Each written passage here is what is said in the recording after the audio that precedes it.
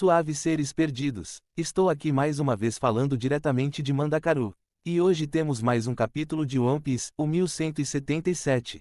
O Zop virou o bravo guerreiro do mar. O bando ficou muito forte. Fruta mística do Chopper, quer dizer que metade dos guardas morreram à toa. Enfim, essas e muito mais perguntas, hoje, no Review Mandacaru. Para começar e já tirar isso da frente, trago a capa que não tem nada demais. Mais um pedido de capa padrão. Dito isso, o capítulo retorna mostrando as crianças super empolgadas com os piratas gigantes finalmente caindo para dentro da luta. Gostaria de ver uma das meninas na cena, porém só aparecem o Colum e o outro moleque que tem uma cabeça meio quadrada. Infelizmente e, felizmente, não vão poder assistir à luta, por motivos óbvios. Então, pulamos para a batalha em si, que retorna com Oda, descaradamente, matando o Dory. Digo isso, mas enquanto o amigo não é enterrado, a probabilidade de ficar vivo é enorme. Ainda mais com o Chopper e o seu poder novo e a possibilidade dele ter uma fruta mística. O que não sei se curto, até porque, Chopper nunca demonstrou uma característica padrão de todas as frutas místicas que é o poder, entre algumas aspas, elemental. As Hito Hito têm uma característica interessante, os poderes não seguem o padrão das Zoans místicas. Uma outra fruta que tem uma característica que foge um pouco é a Fênix de Marco, que funciona como uma logia e tem o poder de cura pelo fogo. Já a fruta do Luffy tem o poder de borracha e a fruta do Sengoku tem o poder da onda de choque. Então, de repente, o Chopper pode apresentar algo nessa linha, mas comento mais depois. Voltando ao ponto inicial, o Dory acabou de tomar uma apunhalada no coração.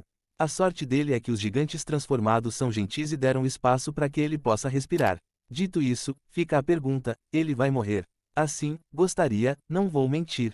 Entretanto, estou achando as soluções muito, como posso dizer, simples demais. Apesar de atualmente viver seguindo o lema, seja simples. A expectativa sempre ganha espaço. Enfim, depois que o Dory perde o movimento do braço esquerdo para combinar com o seu colega Brog, vamos lá para o outro lado, ver a situação do trio do Chopper. Temos o Kashi sofrendo porque não quer machucar os colegas. O que é ok, mas ele já deveria ter percebido que a dupla se regenera de tudo, então cortar braços e pernas para manter os colegas parados é uma solução. Solução extremamente possível e que deveria ser conhecida. Puxando lá atrás, quando o Sanji conversa com o Gaban, na época todo mundo teorizou que estaria falando sobre a possibilidade do Sanji despertar Haki do Rei. Acredito que hoje a resposta foi entregue. No entanto, não acho que o Gaban tenha enfrentado alguém transformado. Porém, uma vez que você vê os caras regenerando tal qual os cavaleiros, naturalmente, imaginar que os poderes são irmãos é o natural. Talvez seja por isso que o Kashi simplesmente não revida. Justamente para o Gaban não notar isso e segurar essa informação mais pra frente. Até porque, Oda não é burro. O capítulo foi organizado para que ninguém pense, ué, se o Gaban sabia que para imobilizar um imortal, bastava separar o corpo, por que não fez isso com Harold? Mas enfim, o capítulo começa a mesclar os cenários, trazendo a revanche dos gigantes, obliterando os transformados com extrema facilidade, sem um pingo de pena e usando a imortalidade dos colegas para entregar cenas de carnificina moderada. Enquanto os transformados se explodem de um lado, Kashi tomou uma surra do outro. Vendo que o colega não consegue fazer nada, o Chopper finalmente toma um Simancol e entra na luta. O que deveria ser só uma perfumaria. Colocar o Chopper para ganhar tempo, se tornou uma loucura. No modo monstro acerta um tapa meia bomba e de alguma forma, expulsa o poder usado para transformar o gigante, e o forçou a voltar ao normal. E a cena é muito intrigante com a sombra saindo, porém não dá pra ver ela saindo completamente. Aí tive um pensamento maluco, infelizmente, não consegui confirmar se a ideia é válida. De qualquer forma, por causa da cena do Chopper, fiquei imaginando, e se o Dome Reverse não reverter de fato os alvos? No lugar de reverter, e se estiver fundindo a pessoa com a própria sombra? Sabemos que, em One Piece, a sombra é uma entidade que pode ser separada e fundida ao corpo. Vimos o Luffy ser misturado em várias sombras, o que permitiu ganhar uma forma diferente. Agora, o que aconteceria se ele fosse forçado a se fundir com a própria sombra? Enfim, minha impressão é que o Dome Reverse força uma fusão com a sombra. Outro ponto que me veio à mente. Usando o Jujutsu como referência, lá temos o Mahito que consegue recuperar o seu corpo ao manipular a alma. E se, em One Piece, a forma que os cavaleiros e os transformados pelo Dome Reverse usam para se recuperar é a sombra. Enquanto a forma da sombra for preservada, o corpo sempre tentará se reconstruir. Será que Imu está usando a sombra das pessoas para forjar o Pacto do Mar? Acredito que uma ligação com a sombra Imu deve ter. Mas enfim, o núcleo dos pactos, para mim, continua sendo Haki. Só que agora estou imaginando que Imu possua a capacidade de manipular sombras. Um poder, de repente, superior ao do Gekko Moria. Bom, agora vamos voltar para o Chopper, porque sempre existiu um mistério sobre o motivo que levou o Barba Negra a ir até a ilha de Drum. Uma galera acreditava que ele foi atrás dos médicos e outra parcela acreditava que ele tinha ido atrás da fruta do Chopper. Ter ido atrás da fruta é plausível, o problema é, como ele sabia ou saberia que a fruta estaria lá. Existem algumas questões problemáticas nisso. Por exemplo, para quem acredita que a fruta do Chopper seria uma das duas frutas que o Shebeck queria. Esse pensamento até faria sentido se Shebeck tivesse ido até Drum, coisa que não aconteceu. De qualquer forma, a fruta do Chopper pode ter uma característica especial, só não pode ser o poder de curar qualquer coisa. Seria muito mais interessante um poder que o seu conhecimento médico possa extrair o seu potencial máximo. Outra possibilidade para essa situação é baseada na forma como o mangá transmite os acontecimentos. Do início, temos o Dome Reverse, onde os primeiros a serem transformados foram Dory e Brog e, a partir daí, se iniciou um tipo de pandemia. E o contágio foi se espalhando conforme mais gigantes eram transformados. Entre aspas, o Dome Reverse se tornava mais forte conforme capturava novos gigantes. Dito isso, o meu pensamento é, e se o inverso também é possível? Explico, e se, ao derrotar os gigantes transformados, isso enfraqueceu o Dome Reverse? Primeiro que os pacientes Zero foram os primeiros a se curarem, e antes do Chopper atacar o gigante, vemos Brog e os outros massacrando vários transformados. Ou seja, além da técnica perder os núcleos da transformação, perderam mais uma porrada de membros. Assim sendo, talvez o retorno do gigante não venha do tapa do Chopper, e sim, de um fator natural, todo mundo voltará ao normal agora que o núcleo foi curado. De qualquer forma, não vale a pena ficar preso em teorias. Foram longas semanas de teorias sobre o Sanji despertar o Haki do Rei e não teve nada disso. Na verdade, a solução criou um certo problema. Porém, antes de entrar nisso, não posso esquecer de comentar a questão do Sol Negro. Para muita gente, o processo de retorno desse gigante confirmou que Imu foi o primeiro Nika, o deus do Sol que buscava a destruição. Se não é uma dica disso, o Oda está maluco. Mas bem, agora sim, seguindo para o próximo tópico. Lá atrás, no capítulo 1152, quando o Sanji quer saber se tem Haki do Rei ou não, surgiu a discussão, o Haki do Rei do Sanji. Um pessoal defendia de um lado, enquanto tinha quem discordava. 25 capítulos depois, Oda revela que a regeneração dos cavaleiros e os transformados não é uma cura de verdade. Já tinha cantado essa bola, não lembro em que vídeo, mas se não me lembro errado, comentei que a regeneração da Gunko não parecia uma cura. Parecia um rolê pique os poderes da Otohime de Bleach, a garota voltava ao tempo para reconstruir partes perdidas. E hoje, descobrimos que o poder de cura dos cavaleiros é, de fato, uma reconstrução. Curiosamente, o capacete do Killingan tem o mesmo poder, já que foi destruído no último capítulo, mas agora está inteiro. Dito isso, o Sanji só poderia ter aprendido que separar os corpos dos cavaleiros serviria como solução através do Gaban.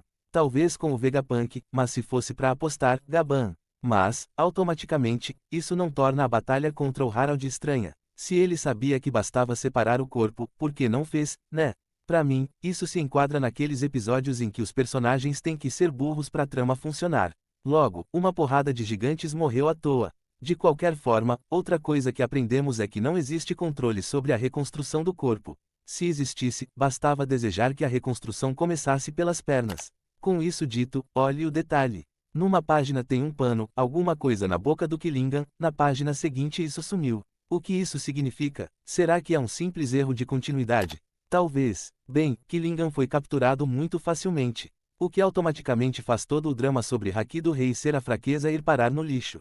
A fraqueza dos caras é ter o corpo separado. E o Gaban certamente sabia disso e não usou contra o Harald, só porque seria fácil demais, óbvio. Foi tão fácil que até o Frank está se achando a bala. Essa frase, é que ficamos fortes demais. Pra mim, é ruim.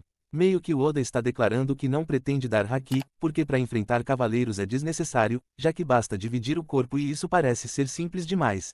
Com isso colocado, posso dizer que o atual Frank resolveria o arco de Enies Lobby sozinho, porém, não escaparia de Sabaody.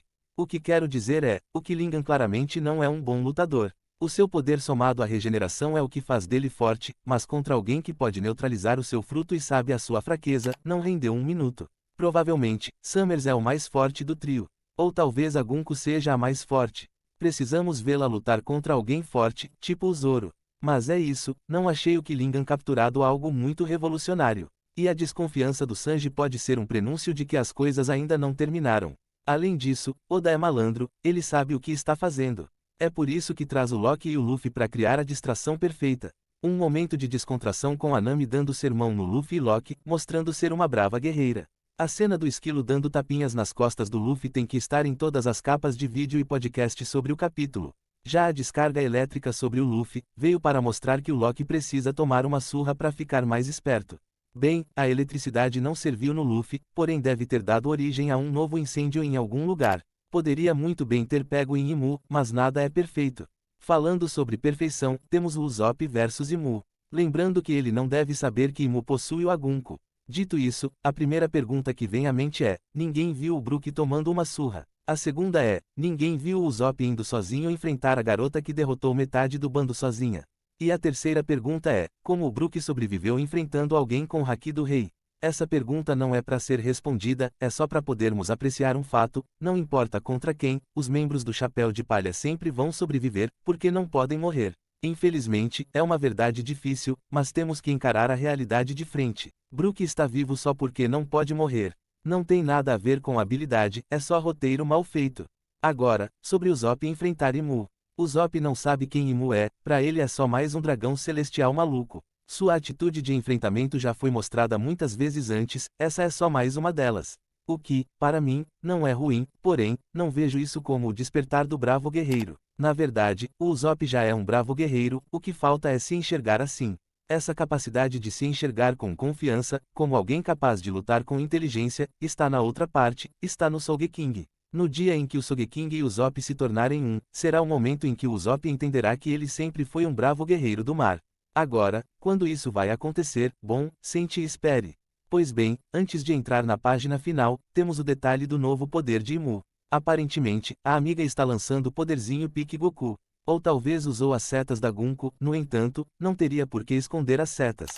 Com isso dito, a página final deixou todo mundo com uma única certeza: Loki e Luffy vão perder. Precisamos ver as escrituras para confirmar, no entanto, se Imu está confiante de vencer os dois juntos, que tipo de poder a gata ainda está escondendo, né? Obviamente, é muito conveniente para Imu estar confiante. Esse nem é o seu corpo.